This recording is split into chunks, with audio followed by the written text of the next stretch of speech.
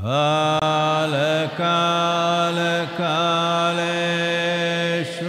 Kaleshwaraya Shiva Shiva Sarveshwaraya Shambho Shambho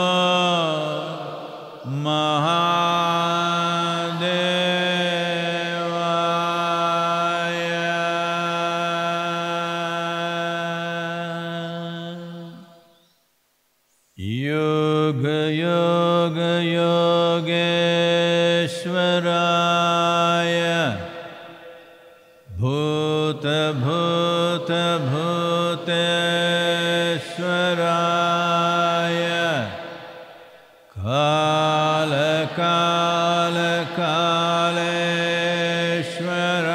Kaleshwaraya Shiva Shiva Sarveshwaraya Shambho Shambho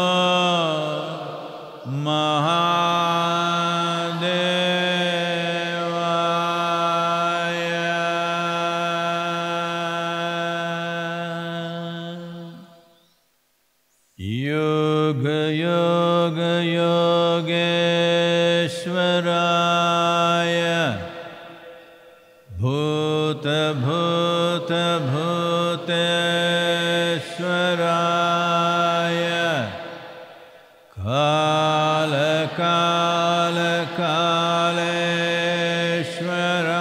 Kaleshwaraya Shiva Shiva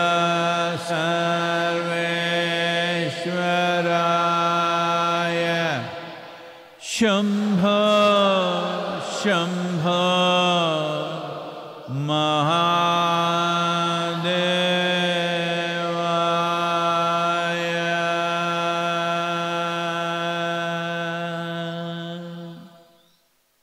Yoga Yoga Yogeshwaraya Bhuta Bhuta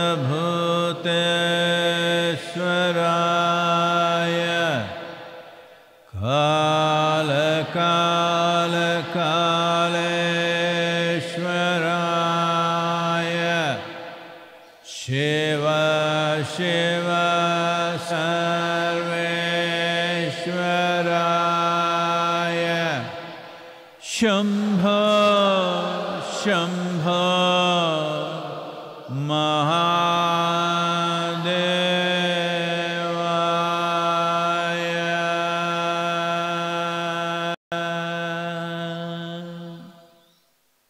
Yoga Yoga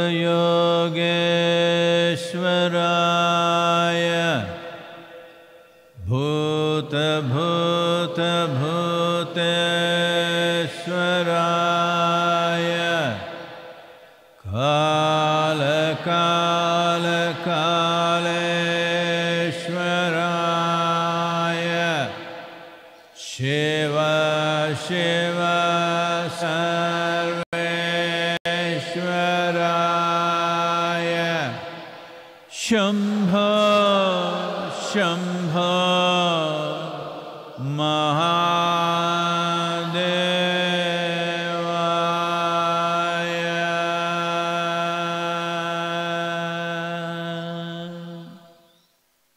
Yoga Yoga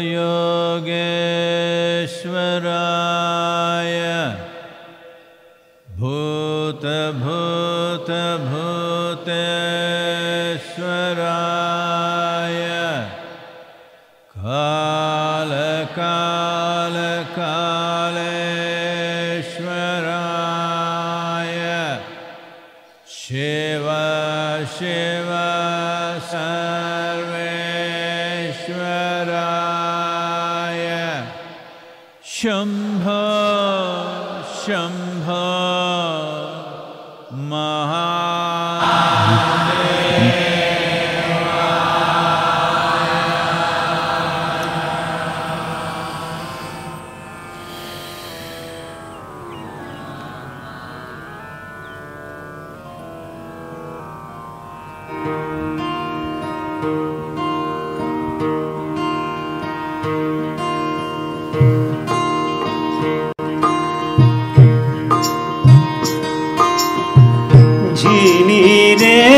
झीनी,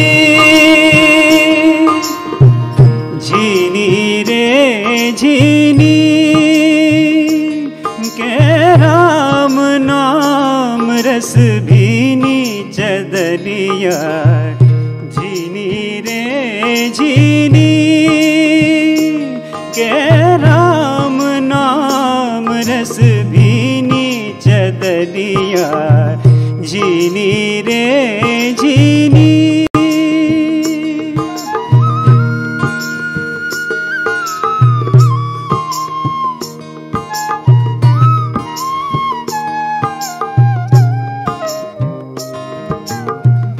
अष्टकमल का चरखा बनाया, पांच तत्व की पूनी चदरिया। पांच तत्व की पूनी 9-10 मास बुनन को लागे। 9-10 मास बुनन को लागे। मूरख मैली कीनी चदरिया। झीनी रे झीनी।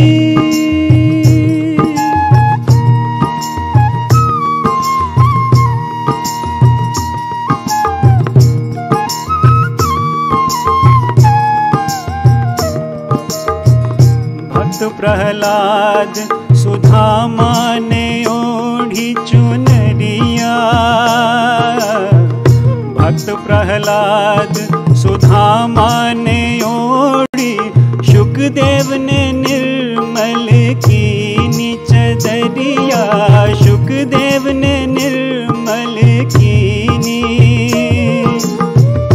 दास कबीर ने ऐसी ओढ़ी।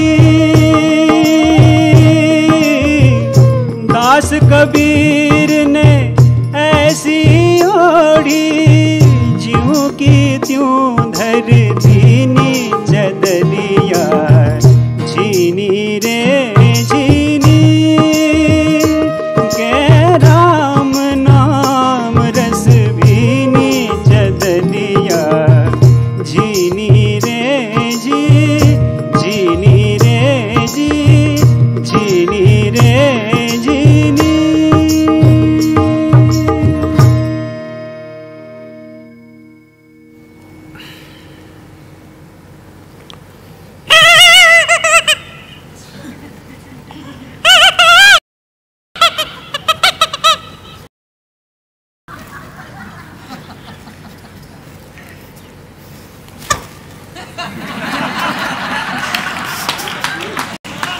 Well, last day of the Fool's month.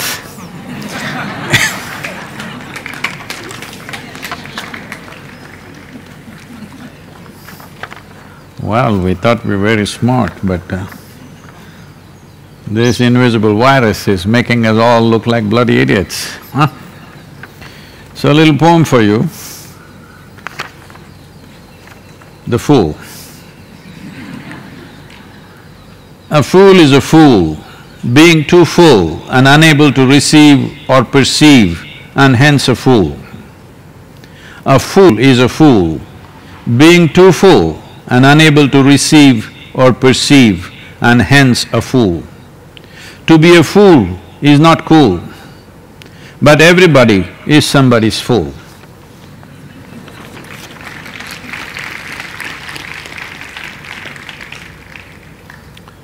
Well, everybody has to live. There is a whole month for the fools. It's getting over. We better get smart now.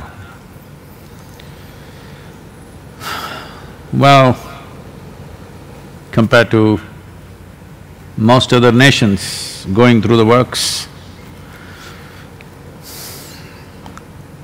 India is doing well, very well, I would say. Considering the density of population, very well, and this partial relaxation is going to be a bit of a challenge, but this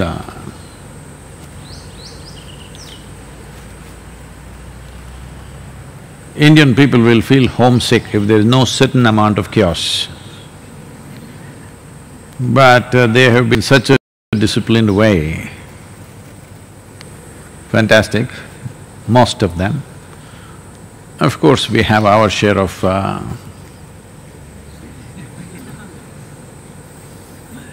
but largely very good.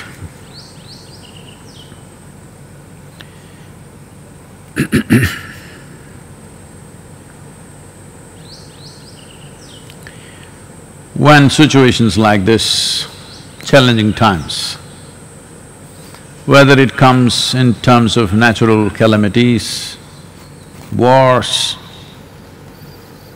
or changes sometimes in terrain and atmosphere,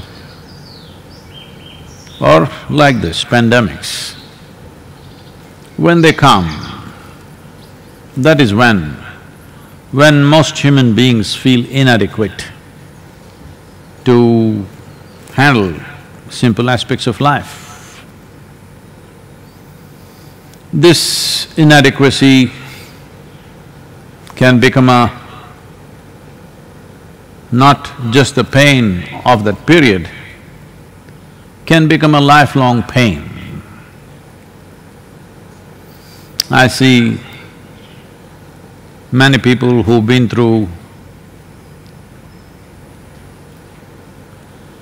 war,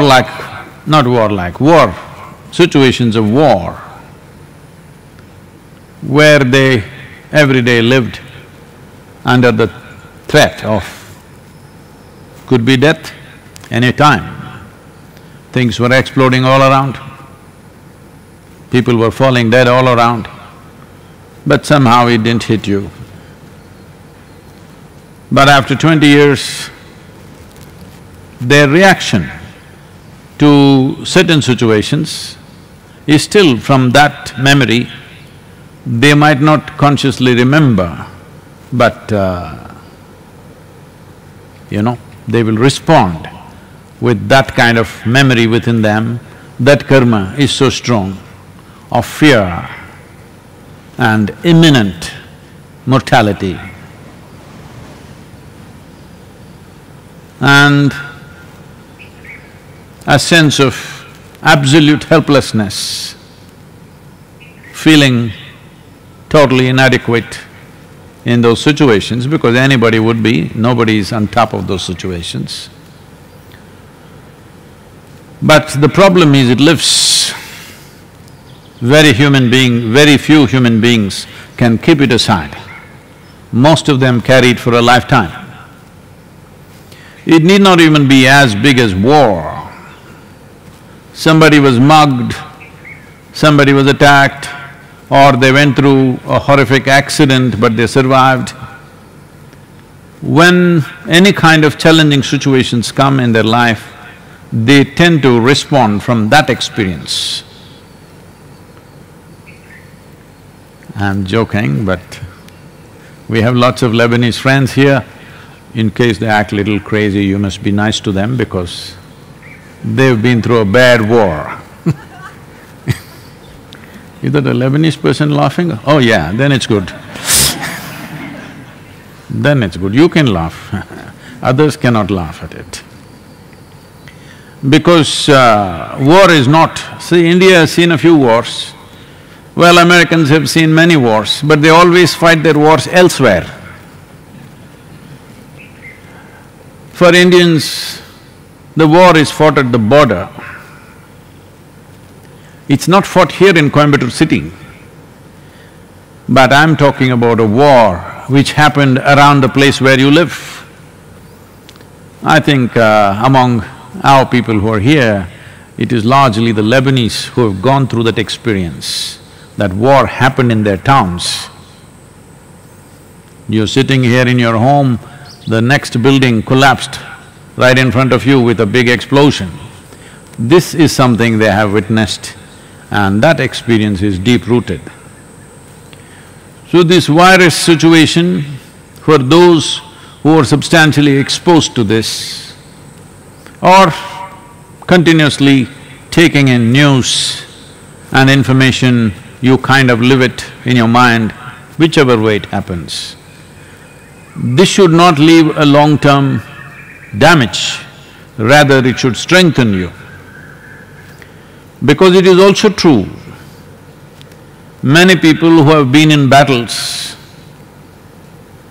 and imminent death all the time hanging, in terms of situations that human beings can go through, a battle is the most extreme situation.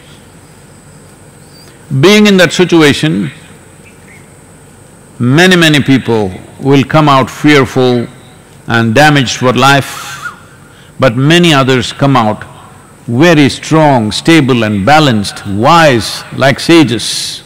People who have been through wars come out like that also. So it's important when challenging times comes, how we are. What is it that makes one person ride through difficult times effortlessly? What is it that the same situation crushes another person? I'm not talking about the physical damage. Well, if the virus hit me or you and something else happened, that's a different matter. But what happens mentally, psychologically, emotionally? One dimension of this is, I'm only addressing one dimension.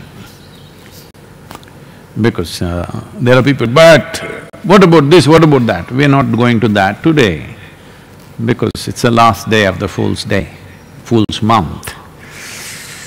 We will handle only one dimension because this is all the problem with life is essentially, people don't learn to handle one aspect of their life either properly, but they know everything little bit. They read scriptures, they read newspapers, and of course social media. They know something about everything, but they don't know how to handle one simple aspect of themselves. If they knew how to handle their body, they would manage this one way. That would be your karma yoga. If you knew how to use your body to handle challenging situations, that would be one way. If you knew how to use your intellect in a challenging situation, that would be another way. If you knew how to use your emotion, that would be another way. If you knew how to use your energies, that would be a completely different dimension. They don't learn any one way, they know little about everything. Today, especially the challenging times, I'm not saying this with any disregard, but it is both amusing and distressing to see that just about anywhere and everywhere, everybody is propagating their own meditation. Listen to the sound of water and you're meditating. Listen to the breeze and you're meditating. I'm not saying it's not good. All I'm saying is, all this is becoming meditation. Let me put this one way. This is something everybody can do, this is something everybody has the power to do, but most people don't use it, there is something called as your thought process, which for most people always it's overactive or out of control. This is a dimension of activity within you which can give you understanding. Understanding is not an ultimate force, because understanding happens out of limited amount of data we have. This is why our understanding of the virus is changing every day, because little more data comes, every day our understanding changes. Well, this has been the way of the entire scientific process. As more data comes, our understanding changes, as more data comes, our understanding changes. It's happening over 100 years. So understanding is not an ultimate process, but understanding if you understand something, even in its limited possibility, even if your understanding is limited, in a way you cracked something. You cracked one aspect of it. You understood what it takes to make this tree grow well. This does not mean you figured out everything about this planet. It is just that you understood how to make this tree grow well, so you are a very successful coconut farmer and your life becomes comfortable because you understood what it takes to make a coconut tree grow at its best. Maybe many of you have no clue, you're walking under the coconut trees all the time, but probably you never looked up, nor did you sit under the coconut tree and meditate. You must try. There is many possibilities of enlightenment. Yes because each tree has minimum 60 to 70 nuts, so nut and nut, there could be a fusion. But those who are into that, maybe that they also, many of them do not know. For example, everybody thinks Kerala means coconut because they've seen the tourist brochures, coconut trees. But yes, trees are there, they grow in the sand, on the beaches, and people have made plantations of that also, but on an average, today these averages might have changed a little bit, I'm talking from another time. On an average, one tree in Kerala gives about 60 to 70 nuts per year. One tree in Tamil Nadu gives anywhere between 80 to 100 nuts. That average in Tamil Nadu, I know, has gone up now. One tree in Karnataka gives anywhere between 180 to 200 to 225 nuts, depending upon the farmer. One tree in Bengal gives up to 225 to 250 nuts. They are not different species, it is just a different understanding. So I am saying similarly, if you are if you are a coconut tree, how much yield this will generate depends on a little bit of understanding how this functions.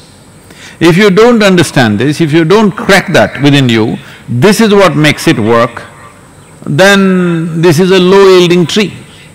So when challenging times come, this will feel terribly inadequate. When everything is comfortable, you can strut around like, you know, king of the jungle kind of strut. But when challenging times come, things fall down into places. This always happens, that in many countries, right through history, this happens. When really challenging situations come, leadership changes just like that, without even a word being said, simply because those who are there as leaders, because of social selection, will sink, those who are competent will rise.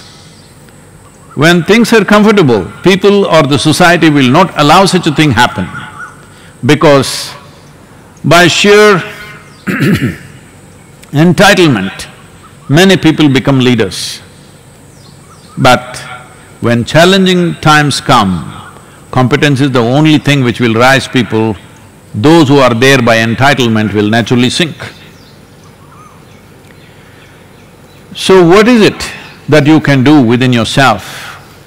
One important thing is, whenever you can't figure out something for what it is, right now we don't know exactly what this virus is, bits and pieces of information coming.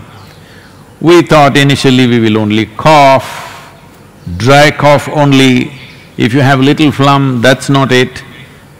Then they said, no, you may sneeze, that means something will come out. Then they said, you may not cough, sneeze, nothing, but you may still have it. Now they're saying, your liver could be going bad, your heart could be going bad, your brain could be going bad, that is if it's still intact.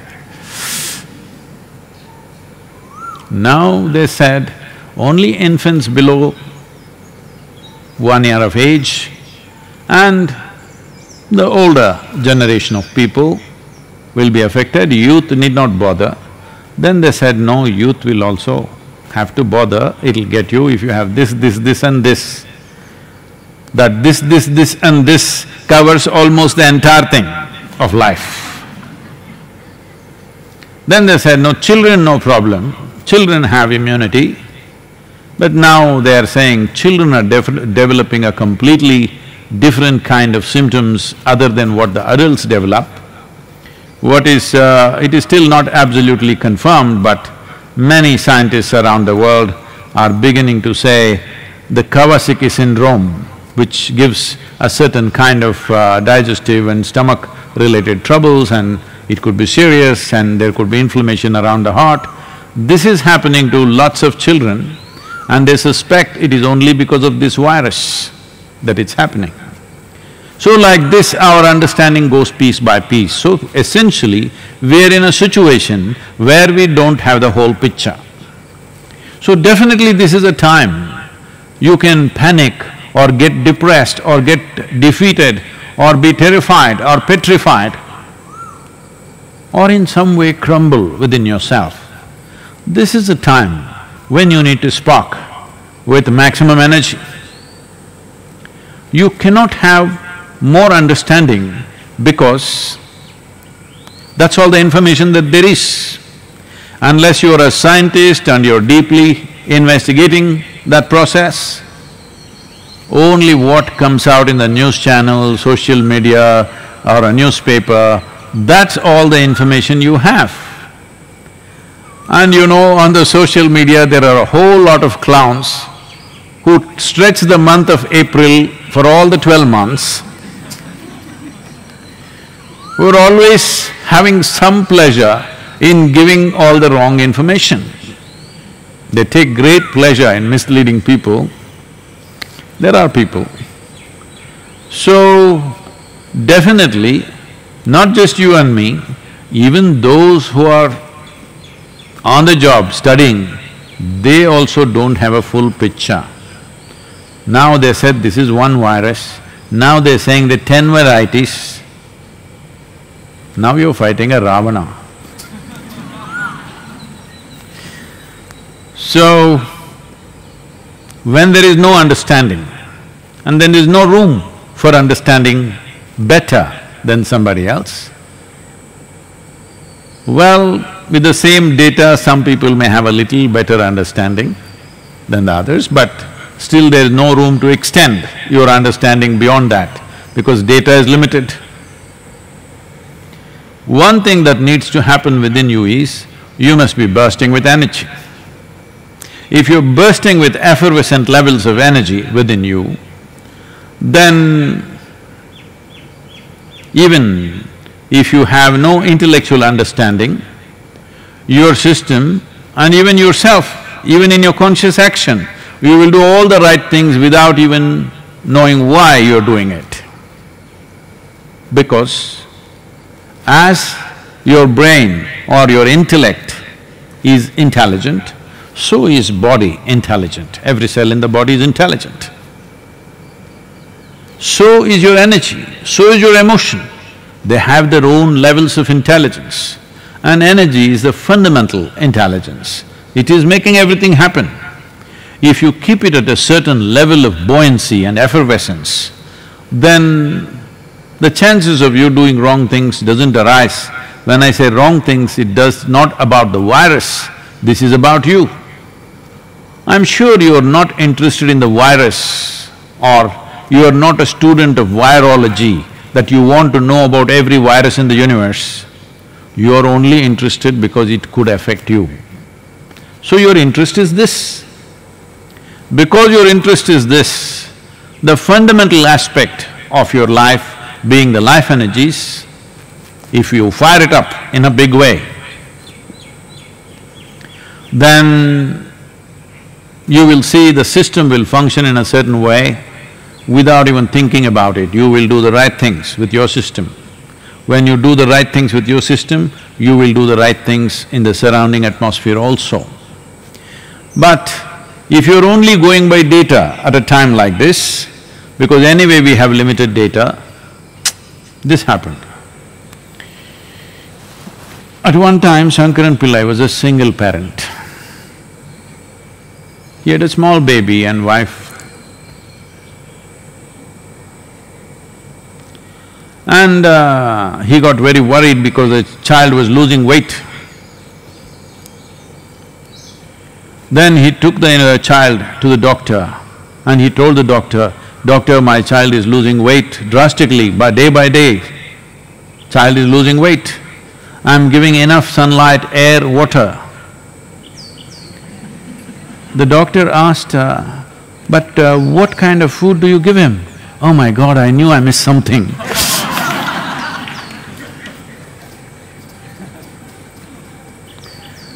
We're missing a lot of things right now because we don't have enough information.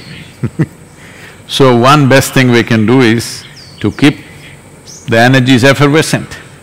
Well, for those of you who invested certain amount of time in your sadhana, this will come easy, but for those of you who have not, really want to become better when there are dire situations in front of you, for you also there is a way.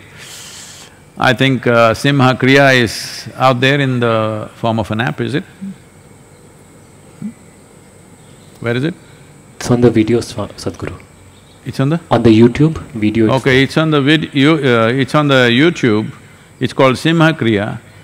I'm saying those of you who don't have any other practice to do, that is any yogic practice which concerns your energies, at least 3 to 5 times in a day you do this, you will see your life energies will be effervescent. When your intellect cannot function, because your intellect cannot function without necessary information, and right now there is no necessary information. When there is no necessary information, intellect feels helpless. When it feels helpless, it will trigger emotions of depression, helplessness, frantic reactions to things. If you want to stop this, the most important thing is you keep your energies in an effervescent way. One can use… this may be hard to teach you just like this in a few minutes, but right now, this you can do not at this time alone, at some time later, you can use this in your life. See, the sound, right now the sound, my voice is the sound, music is the sound, the birds are making sounds. When an intellectual process which cracks something very small, let's say you understood why the mango is falling down, you know, it was a big discovery, all right? But after many hundreds of years after Isaac Newton saw it, you saw it today and you understood why the mango is falling down. Though it's such a divine fruit, it's not going heavenward, it is falling down. If you understood that, at that time, if you have a key sound that you can use, if the sound and a certain dimension of intellectual process come together, there will be a burst of energy, always. This is why in this culture, we developed this process. If you sit down, you say Shiva, if you stand up, you say Shiva, you see something good, you say Shiva, you something bad, you say Shiva. The idea is, when a certain process happens with you, intellectually and emotionally, if you add the right sound to it, there will be a burst of energy in the system. So a series of bangs like this, you become a very creative process, you know, creation happened like that, big bangs. So if you keep on creating bang, bang, bang within you, your ability to create, you being a creative human being, in whatever little things that you do, will become a living reality for you. So, it's best if one is initiated into a powerful sound that you simply utter that sound. Need not be for public, you don't have to say it loudly, this is not a campaign. This is not some kind of a religious campaign or something that you have to say to everybody. Like there are some people, if you pick up the phone, they will say, they will say Hari Om, or they will say Om Namah Shivaya, or somebody will say Allahu Akbar, or somebody will say Jai Shri Ram. This is propagation, that's their choice. I am not talking about you propagating anything, I am talking about using a powerful sound to fuse with a certain intellectual process or a certain emotional process or even a physical process, something like sitting down, standing up. There's a whole change in the system. You sit down, how the system is functioning, not just physiologically, on the level of chemistry, on the level of energy, how it's functioning, and if you stand up, how it'll function is completely different. So when such a shift is happening, you say one consecrated, powerful word within yourself, there'll be a burst of energy. This series of bursts if you're creating throughout the day, your ability to create will become big and you don't have to stretch April for the 12 months.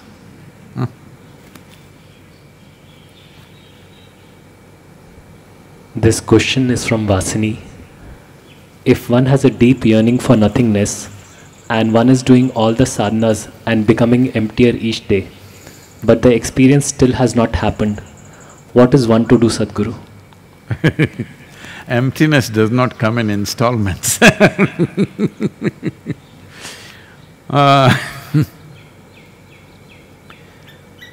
because emptiness means that which is not.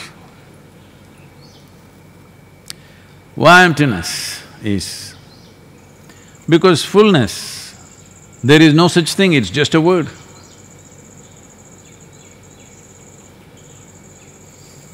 If you really look at it, let us say, I will put $1 billion into your pocket. No, I have no such plans, I am raising funds right now, okay?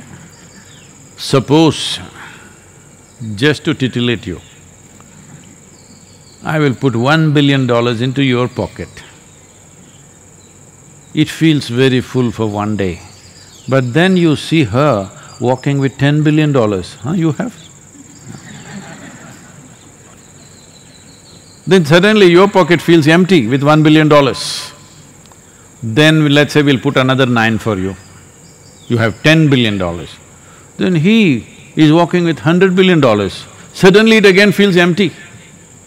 So your pocket can never be full, no matter how much we put. We'll take your head. When you passed your first standard, you felt like, what's there more to know in this world? You know? Then they told you there's a goddamn second standard. And you went through this, then they told you 10th standard is public exam, that's it, if you do that. This is your parents went on telling you, this is the key aspect of your life, 10th standard is very crucial, you believed.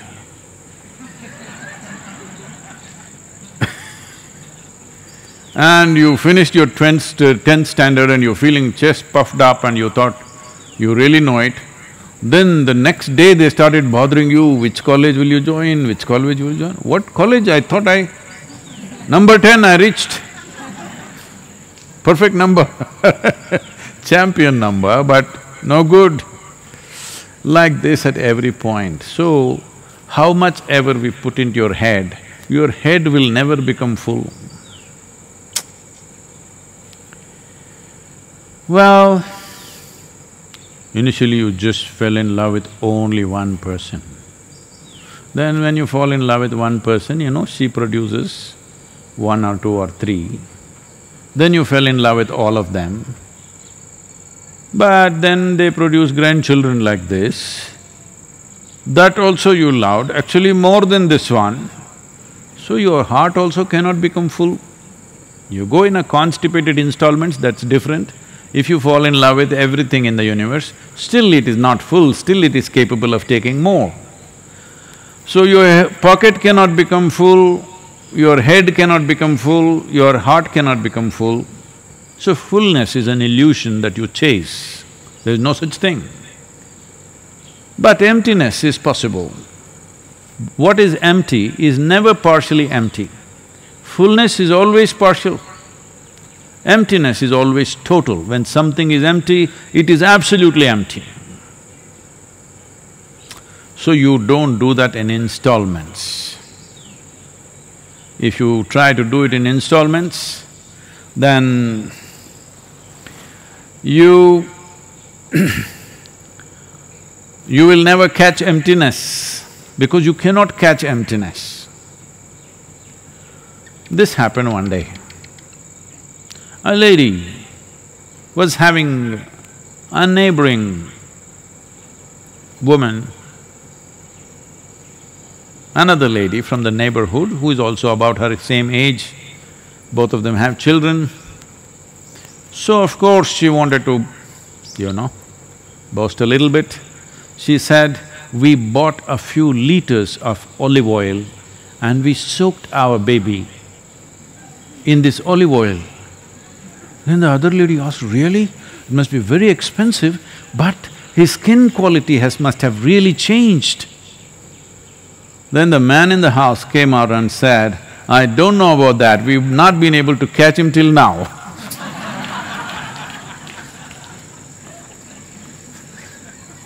So don't try to catch emptiness. You can't catch emptiness, it's not anywhere. But it's total. So what do? How do I empty myself? You understand this, if I take a bucket, I can empty it by throwing a mug after mug out. If I take a well, I can take buckets and buckets and buckets and empty it. Well, that is not the way it happens. You become empty not because you have nothing. You become empty because you're dispossessed. You're not possessed by the things that you carry. Right now you're possessed. Your money, your home, your relationships, your God, your religion, your philosophies, your love affairs, anything and everything possesses you. When you're dispossessed, you are empty. So this is the purpose of sitting with eyes closed, not praying to somebody, not calling out some god, not something, just cut off, lock down. This is, all over the world. The governments are now initiating you into a spiritual process so that you're not possessed by what is around you, you're simply all by yourself. But of course, many of you are behaving as if you're possessed. When you're dispossessed, you're empty. Otherwise, you'll go on and on and on. I'm saying you're looking in the wrong direction. You're looking at a few tidbits that you have gathered in your life. Yes, that's all you gathered. And thinking, if I leave one, I will become empty, okay, I lift one more, I'll become empty. People go to Kashi. It's a tradition. That, in ancient times, they said when you go to Kashi, you must become dispossessed. There's nothing more. Every day you see hundreds of bodies burning there, you sit there for a few days or few months. When you come back, you're dispossessed. You are not entangled with anything. Then people made it little more, you must leave some money and come, you must leave something else and come. These days they leave only pavakai and come, the bitter gourd. Anyway, they were not eating it. So that one they will leave it and come, you must leave something and come.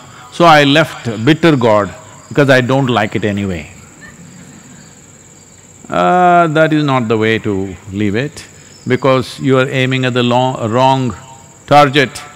Even if you shoot it, it's not going to go away. This happened. One day, Shankaran Pillai was newly married. So he made it a point when he's coming back from his office, he always stopped in a restaurant and made sure he ate reasonably well and then came home. Because home was an experiment still. So he came home and his wife was… as soon as he came home, she opened the door, she hugged him and cried bitterly. He asked, what happened? She said, just for you, I went through so much… from morning I've been online, taking instructions from a cooking, instructor, and I made chicken biryani for you. I think it turned out well, but the dog, our dog, ate it up. I just went for a shower, by the time I came out, our dog ate it up. Shankaran Pitla says, it's okay, don't cry, I will buy a new dog.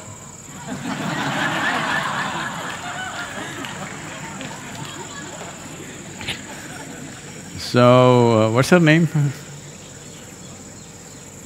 Vasini. Huh? Vasini. Vasini. If you want to become empty, what is needed is to get dispossessed. There are methods for that, how to do it. Don't try to empty one thing after another, it'll take even if you go for 1,000,000 years, you will always be finding something new because how you gather it, you never know. You can get rid of this, you can get rid of that, but you keep on gathering other kind of things. So don't go that way, there are proper methods. You should get initiated into something which will work. Anyway, today,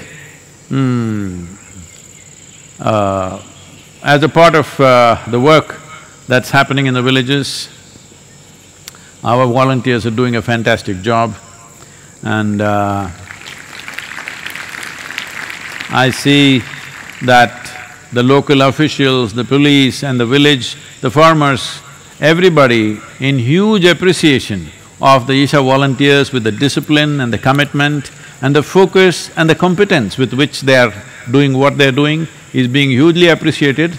Most important thing is, over 260 farmers have joined the movement now, and they are also working along with us, providing free vegetables, free inputs and everything. But at the same time, after this has become a success, now many people, migrant workers who are stuck in various other areas, they are all coming here now because the food is good and they're being taken care of well, and there is also emergency beds are there in case of any infections and things like that, so a lot of them are moving in. I think right now we are from today or from tomorrow onwards, we are servicing over 12,000 people daily with food. So as usual, I'm asking for more money, and anyway, the painting was put up for an auction. I think all of you should be aware of it. What is the last number? 2.75 crore. Okay. So, very generous of them. They are not paying for the artwork, they are paying for the beat the virus service that our volunteers are doing. Not for one moment am I assuming they're paying for the artwork. And I truly appreciate your generosity. It's right now at 275, still there is a few hours, about 4 hours I think left, 4+ hours. 5 hours. Okay, about 5 hours left, that is till midnight, there is time. For whatever price it goes to, you will be supporting our volunteers to serve better and more people. Unfortunately, the red zones, the lockdown most probably gets extended beyond May 3rd, at least till 15th probably, or maybe end of the month. And Coimbatore district is right now a red zone. So, we may have to carry this on for next 2 to 3 months probably, this food distribution. Even if the lockdown goes away before they find employment and be able to stand on their own feet, it may take anywhere between 60 to 90 days. So, we need your support, thank you very much. And whoever is bid for 275, I thank you very much, and all the others who brought this to this place, and those of you who will take it much beyond this in the next 5 hours, thank you very much.